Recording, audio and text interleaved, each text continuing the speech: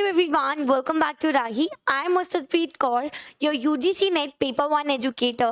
और जैसा कि आप सब जानते हैं कि मैं आपको रोज दोपहर 2 बजे मिलती हूँ YouTube पे, जिस पे मैं आपको पेपर 1 UGC नेट के PYQs जो है प्रैक्टिस करा रही हूँ.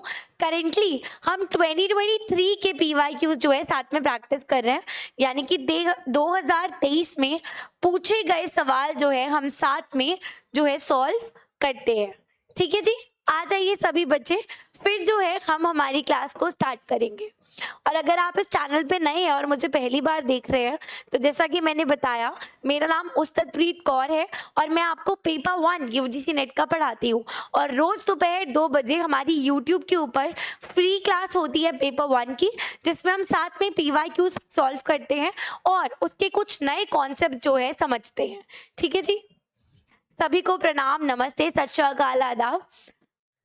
हाँ जी, ऑडियो वीडियो क्लियर है? एक बार सब थम्स अप देके मुझे बता दो कमेंट सेक्शन में कि ऑडियो वीडियो क्लियर है या नहीं.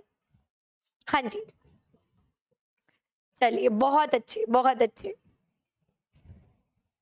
हाँ, तो आज हम करने वाले हैं 13 दिसंबर इवनिंग शिफ्ट के सवाल. कल हमने इवनिंग शिफ्ट के कुछ क्वेश्चंस करे थे, रिमेनिंग क्वेश्चंस जो है हम करने वाले हैं. हाँ जी, डेली 2 बजे होती है. चलिए, बहुत ही बढ़िया, शुरू करते हैं. ये रहा पहला सवाल आपके सामने. पढ़ेंगे और अपने अपने आंसर्स कमेंट सेक्शन में लिखेंगे. पढ़िए और बताइए क्या कह रहे हैं question. For a perfect normal distribution, for a perfect normal distribution the median would be equal to which of the following. अगर मैं बात करूं एक नॉर्मल डिस्ट्रीब्यूशन ग्राफ की, है ना, नॉर्मल डिस्ट्रीब्यूशन की बात करूं अगर मैं, तो उसके अंदर जो मीडियन है वो किसके इक्वल होगा इन सारे ऑप्शंस में से, ये आपसे क्वेश्चन जो है पूछना चाह रहा है. रिसर्च एप्टीट्यूड से जो है ये सवाल है.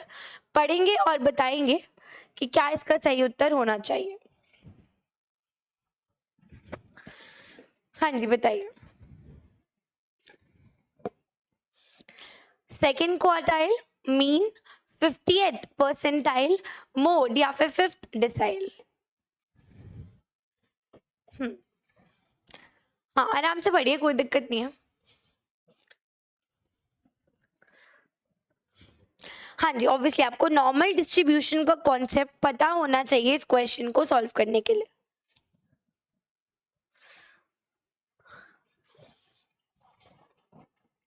चलिए, कोई नहीं, जिन्हें नहीं आया एक बार बोर्ड पे देखेंगे, मैं कराती हूँ. तो जब हम बात करते हैं नॉर्मल डिस्ट्रीब्यूशन की, जब मैं बात करती हूँ नॉर्मल डिस्ट्रीब्यूशन की, तो आपको एक बात पता होनी चाहिए कि उसके अंदर जो मीन है वो इक्वल होता है मीडियन के, और वो भी इक्वल होता है मोड के. यानी कि मीन, मीडियन और मोड तीनों ही जो है नॉर्मल डिस्ट्रीब्यूशन के केस में इक्वल होते हैं. पहली बात तो ये, तो अगर मीडियन की इक्वल पूछ रहा है तो मोड भी हो जाएगा और मीन भी हो जाएगा. पहले तो ये. अब बाकी ऑप्शंस को समझेंगे. उसने बोला सेकंड क्वार्टाइल, उसने बोला सेकंड क्वार्टाइल. अगर मैं आपसे बात करूं कि मेरे पास एक रेखा है, एक लाइन है, इसको मैंने 100 माना है, कोई भी चीज पूरी है 100 है. अब मैंने इसको 3 क्वार्टाइल्स में डिवाइड किया, Q1, Q2 एंड Q3, है ना. यानी कि 25 का गैप यहाँ, फिर 25 और 50, 50 और 25 75, और एंड में जाके 100. तो ये हो गई मेरी क्वार्टाइल रेंज, ये हो गई मेरी क्वार्टाइल. अब जो Q2 है वो हमें पता है वो क्या होता है, मीडियन होता है. वो क्या होता है, मीडियन होता है. मिड पॉइंट है, ये मीडियन है. ये क्या है, मीडियन है. तो 50 किसके इक्वल है, मीडियन के इक्वल है. 50 जो है वो मीडियन के इक्वल है. अब उसने यहाँ बोला, अब उसने यहाँ हमें क्या बोला, उसने हमें यहाँ क्या बोला, सेकेंड क्वार्टाइल. तो क्या मीडियन सेकेंड क्वार्टाइल की इक्वल है? जी हाँ है, तो ए भी हो जाएगा. Next 50th percentile. परसेंटाइल कितना होता है, 100 होता है, 100 होता है. परसेंटाइल को देखते हो तो 100 होती है ना टोटल, फुल कितनी होती है, 100 होती है. तो 50th परसेंटाइल यानी कि 50 की बात हो रही है, तो वो भी हमारे मीडियन के इक्वल हो जाएगी, क्योंकि वो भी 50 है। अब लास्ट आता है फिफ्थ डिसाइल। डिसाइल कितना होता है? डिसाइल कितना होता है? डिसाइल हमारा होता है 10 की बात करें, उसने बोला फिफ्थ डिसाइल यानी कि 5 डिसाइल, तो ये भी 50 हो गया, तो ये भी जो है हमारा मीडियन के इक्वल हो जाएगा। So all the 5 options are equal to median, यानी कि A, B, C, D and E, और ये किस में है? ये लास्ट ऑप्शन में है। तो फोर्थ जो हमारा सही उत्तर हो जाएगा कि सारे ही जो है मीडियन के इक्वल है। मीन मीडियन मोड इक्वल होता है, B और D वहां से हो गए। अब सेकंड क्वार्टाइल की बात करें, वो हमें पता है मीडियन होता है, तो वो खुद ब खुद इक्वल हो गया। 50th परसेंटाइल 100 होती है, 50 की वो बात कर रहे हैं, ये भी इक्वल हो गया। फिफ्थ डिसाइल 10 होता है, फिफ्थ उन्होंने दे रखा है तो 50 हो गया, वो भी इक्वल हो गया। Easy easy. आओ एक बार देखते हैं। हाँ, तो fourth is our correct answer. देखो यहाँ बता रखा है ना उन्होंने, यहाँ बता रखा है जो मिड पॉइंट है उसको हम क्या मानते हैं? वो मीडियन होता है। किसकी इक्वल है? 50th परसेंटाइल के इक्वल है। मीडियन जो है हमारा वो मिड पॉइंट है, 50th परसेंटाइल के इक्वल है। और ये रही हमारी quartiles, first quartile, second quartile, third quartile, और ये 100 परसेंटाइल 100 है, क्वार्टाइल मिड वाला हमारा मीडियन है। और इंटर क्वार्टाइल रेंज कैसे निकालते हैं? Q3 माइनस Q1, रेंज बताया था ना, हाईएस्ट माइनस लोएस्ट होता है, तो हाईएस्ट Q3 है, लोएस्ट Q1 है, ठीक है ना। और ये बात मैं आपको बता चुकी हूँ कि नॉर्मल डिस्ट्रीब्यूशन के अंदर हम ये बात जानते हैं अच्छे से कि हमारा mean is equal to median is equal to mode, है ना जी। क्लियर? बहुत ही बढ़िया। अगला सवाल देखेंगे, ध्यान से पढ़िए question. The paradoxical relationship between body and mind in a communication environment results in। अच्छा, इसका Hindi question is not given, एक सेकेंड।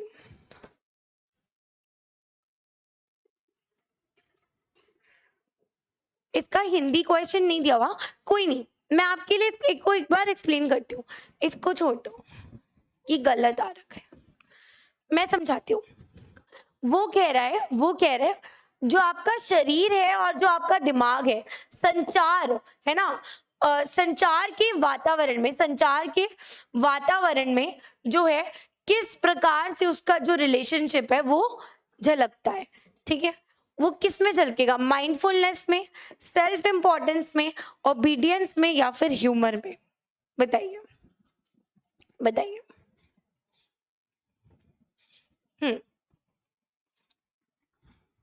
पैराडॉक्सिकल रिलेशनशिप की बात कर रहे हैं। चलिए,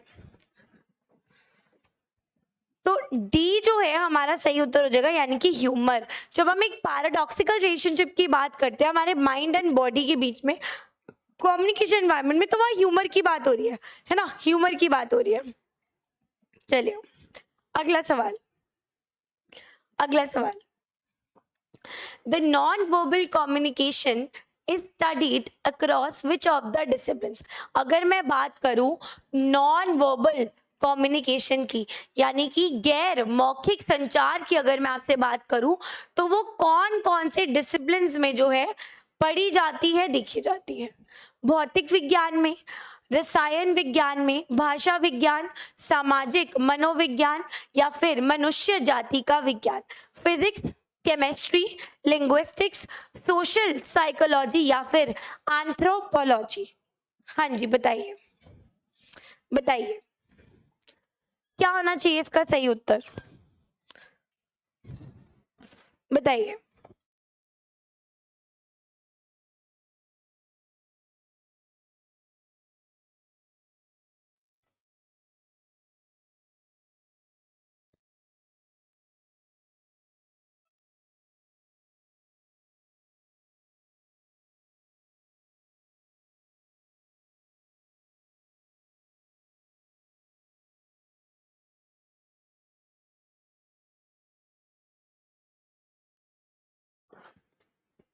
चलिए आइए देखते हैं। देखो फिजिक्स केमिस्ट्री तो वैसे ही नहीं होगा, क्योंकि हम नॉन वर्बल कम्युनिकेशन की बात करें, गैर मौखिक संचार की बात करें। अब उसका फिजिक्स केमिस्ट्री से कोई लेना देना नहीं है। लेकिन अगर मैं बात करूं लिंग्विस्टिक्स की, लिंग्विस्टिक्स क्या होती है? लिंग्विस्टिक्स क्या होती है? स्टडी ऑफ लैंग्वेज, भाषा के बारे में, भाषा के बारे में जब आप जो है स्टडी करते हैं, साइंटिफिक स्टडी है किसकी? लैंग्वेज की। क्या है ये? एक साइंटिफिक स्टडी है किसकी? लैंग्वेज की। तो हाँ, जब हम बात कर रहे हैं लैंग्वेज की, है ना, तो उसके अंदर नॉन वर्बल क्यूज जो है वो आएंगे, है ना, गैर मौखिक संचार आएगा, तो ये तो होना चाहिए। सोशल साइकोलॉजी यानी कि सामाजिक मनोविज्ञान, इसके अंदर भी जब भी हम बात कर रहे हैं सोशल की, सोसाइटी की, समाज की, और साथ ही साथ साइकोलॉजी मनोविज्ञान, तो वहां पे जो है आपकी नॉन वर्बल कम्युनिकेशन एग्जिस्ट करेगी, तो इसमें भी यूज होती है। एंथ्रोपोलॉजी क्या होता है? एंथ्रोपोलॉजी क्या होता है? Study of humanity, study of humanity. तो जब आप बात करते हो ह्यूमंस की, ह्यूमैनिटी की, तो तब आप जो है वहां पे मनुष्य की, मानव की बात कर रहे हो, मनुष्य जाति के विज्ञान की बात कर रहे हो, है ना, तो उस स्टडी में भी जो है आपका नॉन वर्बल कम्युनिकेशन, गैर मौखिक संचार जो है शामिल होगा। तो सी, डी एंड ई आपका सही उत्तर हो जाएगा, that is third is the correct option. तीसरा जो है हमारा सही उत्तर हो जाएगा। ठीक है जी, हाँ जी, बहुत ही अच्छे। हाँ, स्टडी ऑफ ह्यूमैनिटी, एंथ्रोपोलॉजी। अगला सवाल देखेंगे, अगला सवाल देखेंगे, क्या कह रहे क्वेश्चन आपसे? Given below are two statements, दो स्टेटमेंट्स आपको दी गई हैं। Every communication contains elements of both content and relationship, यानी कि हर एक संचार में जो है कंटेंट भी होता है और रिलेशनशिप भी होते हैं। ठीक है जी। दूसरा क्या कह रहा है? आई बिहेवियर जो है वो हमको मेटा कम्युनिकेटिव क्यूज प्रोवाइड करता है। आपको बताना है दोनों स्टेटमेंट सही हैं, गलत है, कोई एक सही है या कोई एक गलत है। तो दो कथन आपको दिए हैं। प्रत्येक संचार में सामग्री और संबंध दोनों के तत्व शामिल होते हैं। दूसरा कथन क्या कह रहा है? आंखों का व्यवहार मेटा कम्युनिकेटिव संकेत प्रदान करता है। अगर आपने क्लासेस अटेंड की है तो ऐसा क्वेश्चन या ये सेम क्वेश्चन हम पहले कर चुके हैं, आना चाहिए आपको ये, अगर आपने वो क्लास 10 की है। इजी है क्वेश्चन, इजी है क्वेश्चन, ध्यान से पढ़िए। क्या कह रहे क्वेश्चन? हाँ जी,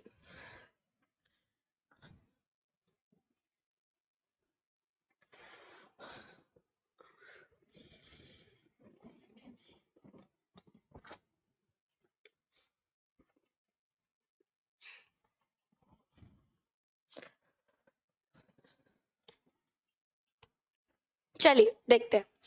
तो अगर मैं बात करूं तो यहाँ पे दोनों ही स्टेटमेंट्स बिल्कुल सही दी गई हैं, क्योंकि प्रत्येक संचार में सामग्री और संबंध दोनों ही जो है क्या होते हैं, दोनों ही तत्व शामिल होते हैं, है ना। जिससे आप बात करो, किस कंटेंट में बात करो, कॉन्टेक्स्ट में बात करो, और सामने वाले से आपका रिलेशनशिप कैसे है, रिश्ता क्या है, उसी संदर्भ में बात करोगे। आई बिहेवियर यानी कि जो आंखों का व्यवहार है वो मेटा कम्युनिकेटिव क्यूज देता है। हाँ जी, बिल्कुल बिल्कुल, है ना, मेटा कम्युनिकेटिव क्यूज देता है ना, बिल्कुल देता है जी। तो दोनों ही स्टेटमेंट्स यहाँ पे बिल्कुल सही है। तो ए जो है हमारा सही उत्तर हो जाएगा, यानी कि फर्स्ट, कि दोनों ही स्टेटमेंट्स बिल्कुल सही हैं। चलिए आगे बढ़ेंगे, अगला सवाल पढ़ेंगे। क्या कह रहा है क्वेश्चन आपसे? क्वेश्चन कह रहा है if you like ketchup, you also like ice cream. If you like ketchup and you also like ice cream, then you would sure like ketchup ice cream. Which fallacy is committed in this argument? बड़ी funny सी बात उसने यहाँ बोली है कि मतलब अगर तुम्हें केचप भी पसंद है और आइसक्रीम भी पसंद है तो तुम्हें केचप वाली आइसक्रीम भी पसंद आएगी। कोई सेंस है इस बात का? कोई सेंस है इस बात का? बिल्कुल नहीं है। तो कौन सी फालसी जो है यहाँ पे कमिट की गई है? फालसी मीन्स अ फॉल्स स्टेटमेंट। भ्रांति कौन सी जो है यहाँ पे उत्पन्न हो रही है, बताइए। कि अगर आपको केचप पसंद है और आपको आइसक्रीम भी पसंद है तो आपको जो है केचप आइसक्रीम जरूर पसंद होगी। कौन सी फालसी है? कौन सी भ्रांति का प्रयोग हो रहा है यहाँ पे?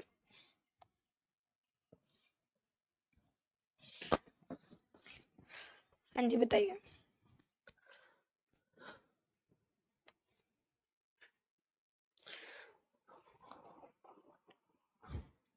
जी हाँ, बिल्कुल सही, बहुत ही अच्छे। fallacy of composition यानी कि रचना का भ्रम जो है यहाँ पे उत्पन्न हो रहा है. fallacy of composition is being committed यहाँ पर, है ना, क्योंकि वो पहले कह रहा है कि अच्छा आपको केचप पसंद है और आइसक्रीम पसंद है तो केचप वाली आइसक्रीम भी पसंद होगी, यानी कि दो अलग बात से एक अलग ही लॉजिक उन्होंने निकाल के लगाया. लॉजिक तो ही नहीं, इलॉजिकल है, इलॉजिकल है.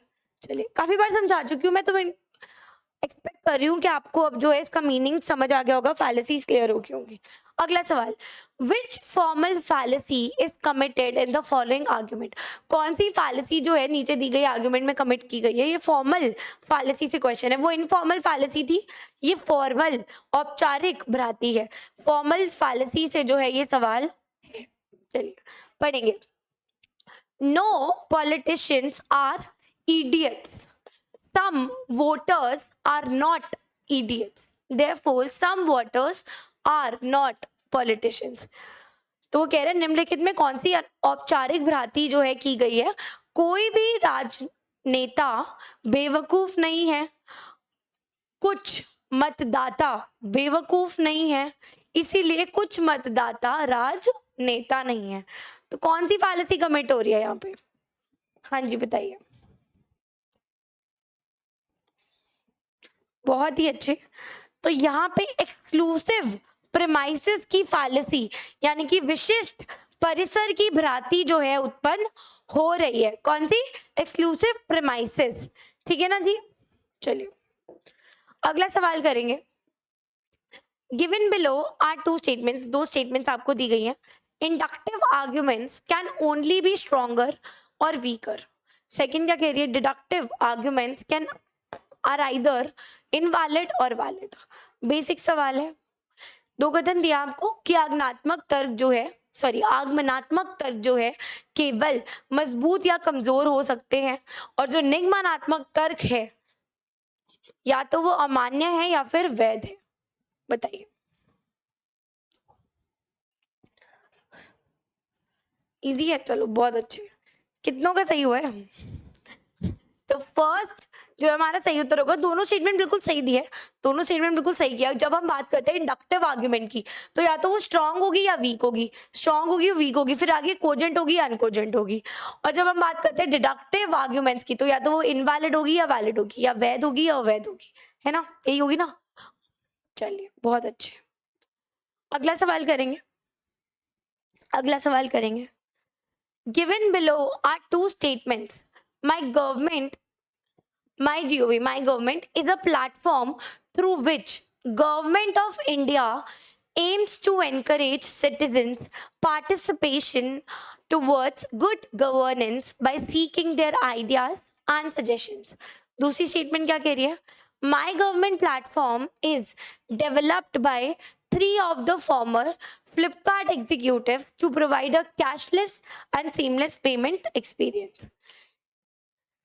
यानी कि जो मेरी सरकार ये एक ऐसा मंच है जिसके माध्यम से भारत सरकार का लक्ष्य नागरिकों के विचारों और सुझावों को मांगकर सुशासन की दशा में उनकी भागीदारी को प्रोत्साहित करता है. और दूसरा कथन कह रहा है कि जो माय गवर्नमेंट प्लेटफॉर्म है वो एक ऐसा प्लेटफॉर्म है जहाँ पे 3 पूर्व अधिकारियों द्वारा जो है कैशलेस और निर्बाध भुगतान अनुभव प्रदान करने के लिए जो है विकसित किया गया है. आपको बताना है दोनों कथन सही हैं, गलत है, कोई एक सही है या फिर कोई एक गलत है.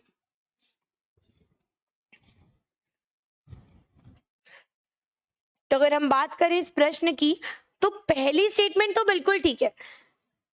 माय गवर्नमेंट एक ऐसी प्लेटफॉर्म है, एक ऐसा प्लेटफॉर्म है जहाँ पे गवर्नमेंट जो है इंडिया की, भारत की जो सरकार है, वो सजेशंस लेना चाहती है, वो सजेशंस सीख करना चाहती है और एनकरेज करना चाहती है कि जो सिटीजन्स है वो पार्टिसिपेट करें, अपने आइडियाज, अपने विचार और सजेशंस जो है उनको भेजें. ठीक है जी. सेकंड कह रही है कि इसमें 3 of the formal Flipkart executives कि वो कैशलेस और सीमलेस पेमेंट एक्सपीरियंस दे पाए. क्या ये बात सच है. जी नहीं, ये बात गलत है. ऐसा कुछ भी माय गवर्नमेंट में नहीं है. ठीक है ना. चलिए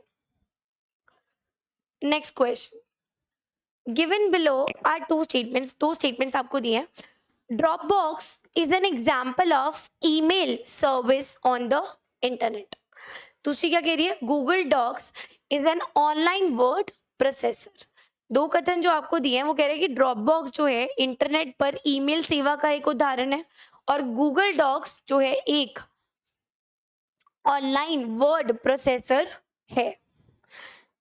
इन दोनों का प्रयोग मोस्ट प्रोबेबली आप सबने किया होगा, तो इसका उत्तर देना मैं उम्मीद कर रही हूँ आसान होगा.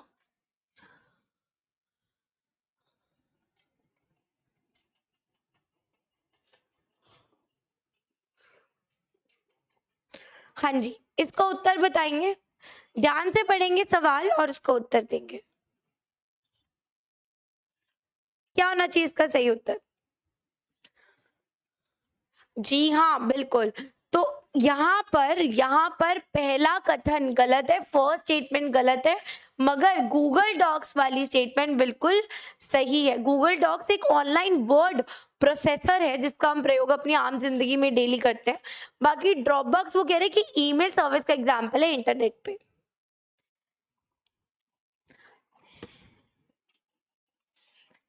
हाँ जी,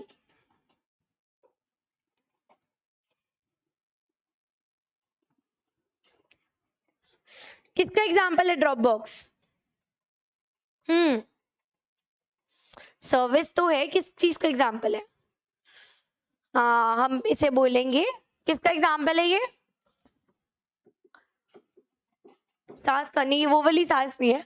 सॉफ्टवेयर एज अ सर्विस, ये एक ऐसा सॉफ्टवेयर है जो कि एज अ सर्विस हमें अवेलेबल है. ठीक है जी, चलिए अगला सवाल. अगला सवाल क्या कह रहे हैं? Next question. डायनामिक रैम यानी कि डी रैम जो है सबसे कॉमन टाइप की रैम है जो कि कंप्यूटर्स में इस्तेमाल की जाती है, पर वहां पे जो एब्सोल्यूट स्पीड है वो क्या है? एसेंशियल है, जरूरी है. और जो स्टैटिक रैम है, एस रैम है, वो प्रेफर्ड टेक्नोलॉजी है. दूसरी स्टेटमेंट क्या कह रही है? जो प्रोसेसर की मेमोरी कैश है, ठीक है, वो क्या है? वो हाई स्पीड पोर्शन है मेमोरी की, और एस रैम जो है इफेक्टिव टेक्नोलॉजी है उसी के लिए. ठीक है,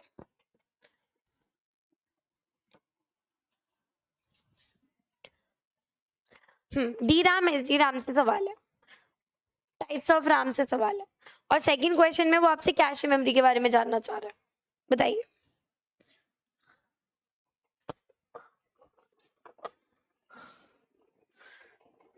तो अगर मैं बात करूं तो दोनों ही स्टेटमेंट्स बिल्कुल सही जो है यहाँ दी गई है. यानी कि जो डी रैम है, जो डायनामिक रैंडम एक्सेस मेमोरी है, वो सबसे कॉमन टाइप की रैम है, ये हमें पता है, जो कंप्यूटर्स में डलती है. पर यहाँ पे जो एब्सोल्यूट स्पीड है वो जरूरी है, जबकि स्टैटिक रैम जो एस रैम है वो प्रेफर्ड टेक है. ठीक है, नेक्स्ट. जो प्रोसेसर की मेमोरी कैश है ना, वो हाई स्पीड पोर्शन है मेमोरी का, ये तो हम सब जानते हैं, कैश हाई स्पीड पोर्शन है. और जो एस रैम है वो एक इफेक्टिव टेक्नोलॉजी है उसी के लिए. ठीक है, अगला सवाल. Which of the following statements A to D about internet cookies is true या are true? कौन सी स्टेटमेंट, कौन सा कथन जो है इंटरनेट कुकीज के बारे में सच बताएंगे? किसी भी वेबसाइट पे जाते हो तो पूछते हैं ना वो एक्सेप्ट ऑल कुकीज और कस्टम द कुकीज, है ना. तो एक टाइप की मार्केटिंग वाली चीज है कि वो आपकी प्रेफरेंस को पता लगाता है ना. इन्हीं के थ्रू जो है वो प्रेफरेंस को पता लगाते हैं इंटरनेट कुकीज. मार्केटिंग में काफी यूज की जाती है ये सब चीजें, हर बिजनेस में यूज की जाती है, स्पेशली ऑनलाइन बिजनेसेस में, ऑनलाइन वेबसाइट्स पे. तो वो आपको बताना है कि कौन सी बिल्कुल सही है इंटरनेट कुकीज के बारे में. It's a form of spyware. They are used only in advertising. They are used to track browser use या फिर they act in the same way as a virus. Easy question है, line पढ़ते ही पता लग रहा है कि क्या सही उत्तर होना चाहिए. कोई नहीं, वक्त लीजिए, ध्यान से पढ़िए.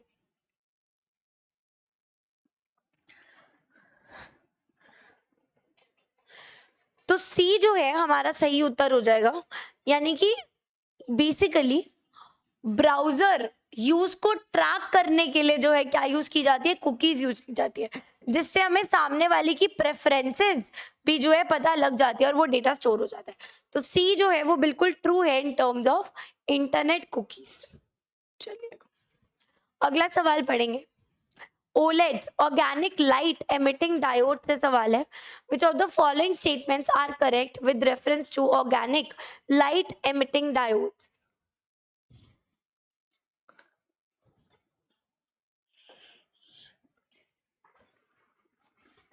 Because of plastic organic layers, OLEDs are much thicker and heavier than conventional LCDs or LED formats.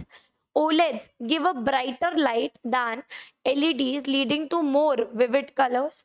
OLEDs produce a much larger field of view than LCD or LED formats. OLEDs require some form of black lighting so that the screen can be lit up. या फिर OLEDs consume more power than LCD और LED formats and thus produce more heat. कौन सी बिल्कुल सही है इसमें?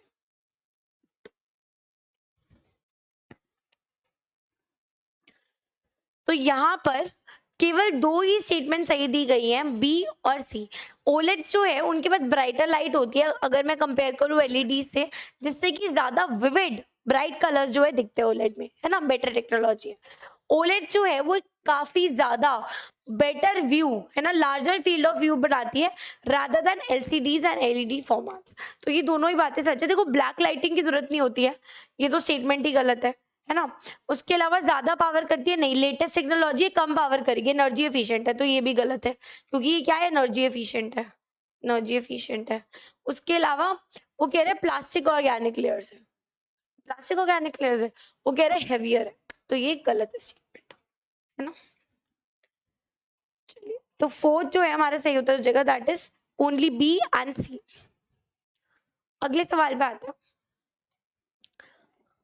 पढ़िए question. Concept of salt gradient is utilized to store the heat energy in which of the following solar energy collecting systems?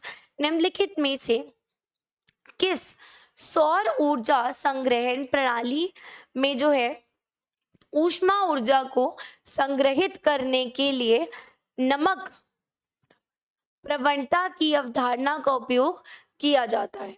Solar thermal collectors, solar cells, solar ponds या फिर solar kills? बताइए।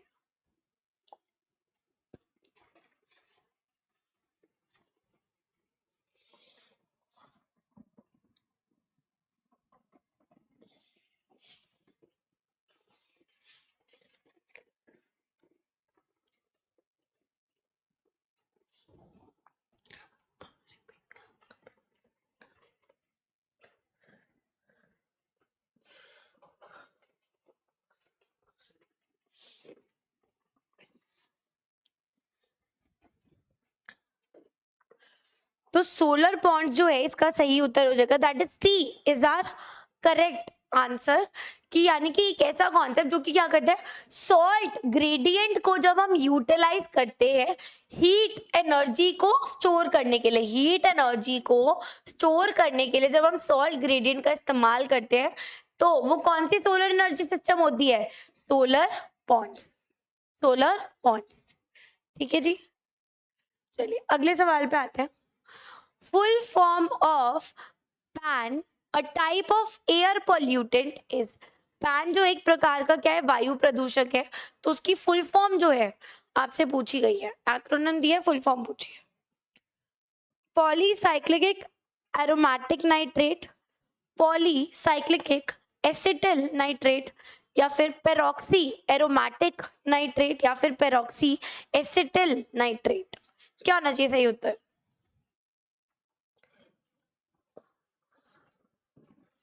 बताइए।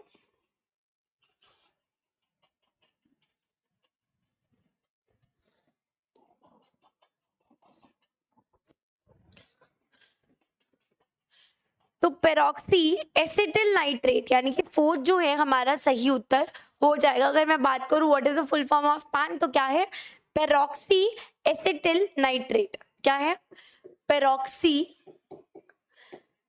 Acetyl nitrate. ठीक है जी, चलिए अगला सवाल। Which of the following fundamental principles of education are highlighted under New National Education Policy 2020? जो न्यू एजुकेशन पॉलिसी आई थी 2020 में, उसमें कौन कौन से फंडामेंटल प्रिंसिपल्स जो है एजुकेशन के ऊपर हाईलाइट किए गए थे? Higher education as a fundamental right, multidisciplinarity and holistic education, outstanding research as part of higher education, promotion of multilingualism in teaching and learning, setting up of another knowledge commission। यानी कि जो नई राष्ट्रीय शिक्षा नीति 2020 के तहत जो है शिक्षा के निम्नलिखित में से किस मौलिक सिद्धांत पर जो है प्रकाश डाला गया है, आपको बताना है। कौन कौन से पॉइंट्स हाईलाइट किए थे उन्होंने, बताइए।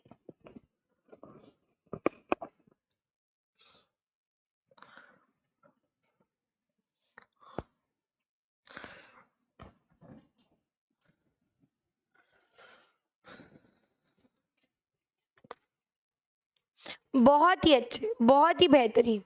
तो ma'am B, C and D जो है हमारा सही उत्तर होगा, यानी कि मल्टी डिसिप्लिनैरिटी और होलिस्टिक एजुकेशन लाने की बात न्यू एजुकेशन पॉलिसी में की गई थी। 360 डिग्री अप्रोच, यानी कि होलिस्टिक एजुकेशन की बात की थी, शिक्षण की बात की थी, और मल्टीपल डिसिप्लिन जो है वहां पे लेकर आए गए थे। Outstanding research as a part of higher education, यानी कि उच्च शिक्षण में जो है रिसर्च, अनुसंधान, शोध को जो है एक पार्ट बनाया गया था, जो कि काफी जरूरी भी था। डी आता है promotion of multilingualism in teaching and learning, यानी कि शिक्षण में और सीखने में जो है मल्टीलिंगुअलिज्म, मल्टीपल लैंग्वेजेस जो है वो होनी चाहिए। मल्टीलिंगुअलिज्म को प्रमोट किया गया था, प्रोत्साहित किया गया था।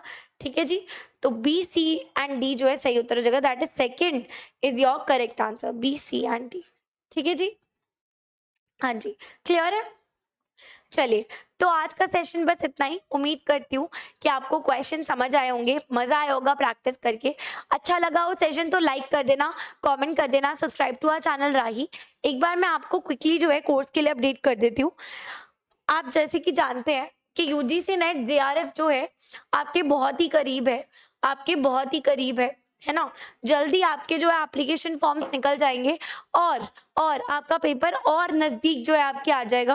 वैसे आप एप्लीकेशन फॉर्म की वेट ना करें, आप एप्लीकेशन फॉर्म की वेट ना करें, क्योंकि आप जानते हैं कि जून 10 से जो है साइकिल होने वाली है। तो वेट मत कीजिए और अभी से जो है अपनी प्रैक्टिस को और बेहतर बनाइए।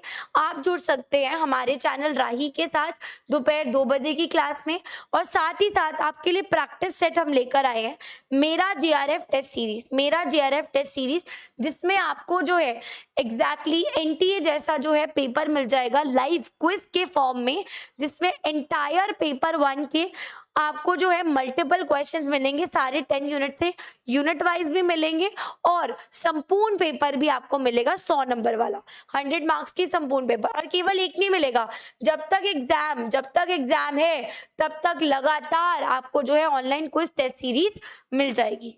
मात्र 620 रुपए की जो है आपको टेस्ट सीरीज मिल रही है, मात्र 620 की जो है टेस्ट सीरीज आपको मिल रही है। और अगर आप जो है फुल गाइडेंस चाहते हैं, आप पढ़ना चाहते हैं प्रॉपरली, वीडियोस के द्वारा डाउट क्लियर करना चाहते हैं, तो आपके लिए हम लेकर आए हैं आर्यवर्त बैच, जिसके अंदर संपूर्ण 10 unit live plus recorded classes, PDF notes, और मेरा जेआरएफ की टेस्ट सीरीज एकदम फ्री है। मेरा जेआरएफ की टेस्ट सीरीज एकदम फ्री है। 2400 का कोर्स अब केवल 1200 रुपए में आपको मिल रहा है। जून एग्जाम 2024 नेट तक की वैलिडिटी आपको इसमें मिल जाएगी, जिसके अंदर आपको संपूर्ण पेपर 1 जो है कवर कराया जाएगा। डाउट सेशन होंगे, पीडीएफ नोट्स होंगे, लाइव रिकॉर्डेड क्लासेस होंगी, और साथ ही साथ गाइडेंस के लिए मैं होंगी, और टेस्ट सीरीज भी एकदम फ्री है। चलिए, उम्मीद करती हूँ आपको वीडियो हेल्पफुल लगी होगी। ठीक है, तो आप हमारे साथ जुड़ सकते हैं रोज दोपहर 2 बजे। कोर्स में एनरोल होने के लिए आप जो है राही ऐप इंस्टॉल कीजिए, रजिस्टर कीजिए, वहाँ पे फ़ोन नंबर डाल के अपना नेम वेम डाल के रजिस्टर कीजिए और उसके बाद कोर्सेज में जो है आपको मल्टीपल कोर्सेज दिख जाएंगे। पेपर 1 के बारे में मैं आपको एनरोल बता चुकी हूँ। ठीक है, चलिए बाय बाय, टेक केयर, पढ़ते रहिए, मेहनत करते रहिए। कल फिर मिलेंगे दोपहर 2 बजे नए PYQs के साथ। Bye bye, take care.